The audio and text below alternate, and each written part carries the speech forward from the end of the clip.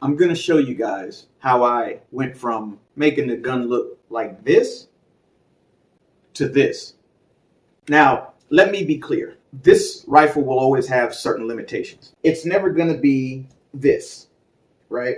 But it doesn't necessarily have to be. I know its pros and I know its cons, and that's what you got to be aware of. Regardless of the fact, this is a far leap from what it was when I originally had it, what you see in the beginning. So, as quick as I can, I'm just going to kind of go through the process of what I did to the gun. So let's clear it.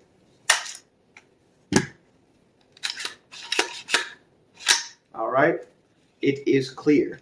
I just want to show you something. I like to lock it to the rear, stare for 3 seconds, move it around a little bit, make sure my eyes aren't fooling me, and then let it go home.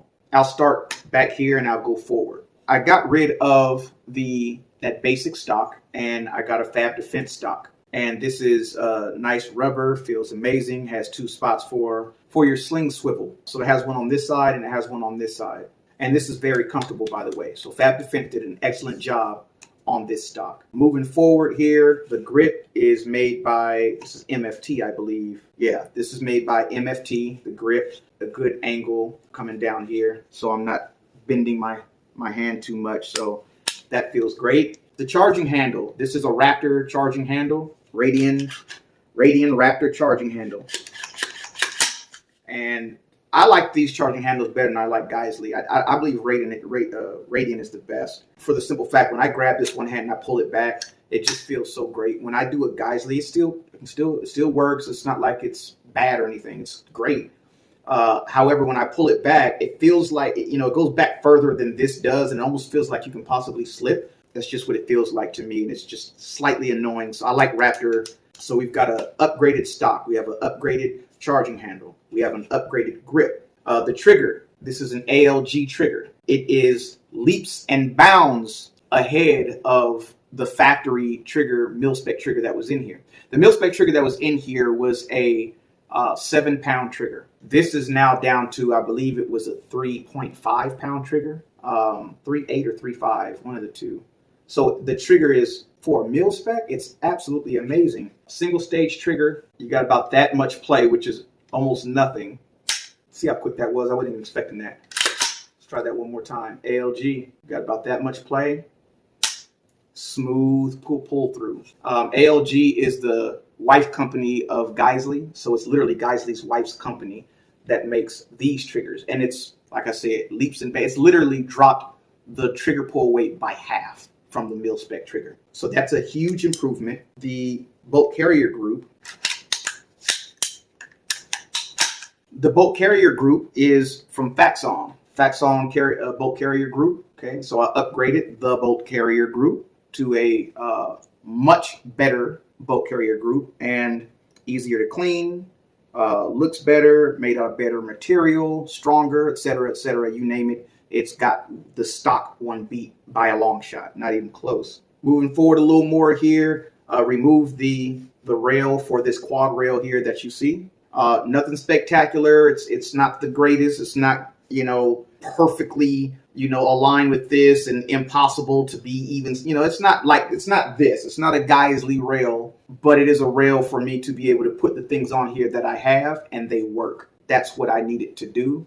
That's the limitations of it, but I'm not using anything that this can't handle. The barrel is stock. That's about the only thing that's stock on here for the most part is the barrel. This is just a Hera arms grip, vertical grip here. I can do this here, so that's cool. I actually often do that, but once this gets hot, you're going to want to come down here. So there's that. And this is just a regular A2 birdcage. Now I had a different one on here, but it was a 3-prong, pretty long 3-prong by JP Enterprises, but I took it off because it was affecting the ejection on the rifle.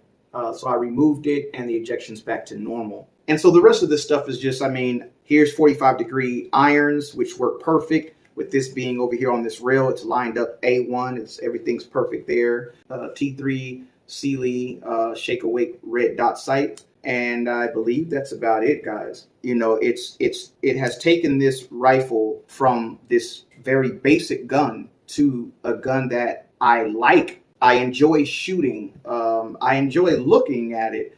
It feels good. It feels better. It's such an upgrade from what you've seen in the beginning of this video. It's not even funny. It's a huge, huge upgrade all the way around, and it makes it better. So I bring this all up because, you know, if you get a rifle, you know, you're down on money, you really can't afford a, you know, $1,000 AR, and all you can afford is 600, 650 or something, who knows. I believe this was $699, this Bushmaster XM15 2. XM15 E2S, that's what this is. And I just slowly over time upgraded it until I have it what you see here today. You can build from scratch, or you can buy something that works immediately, that if you need it right now, I have it, and then slowly upgrade that rifle based on, you know, your income or whatever. Some people just don't have as much money as others. When I first got this, I was in a pretty bad place.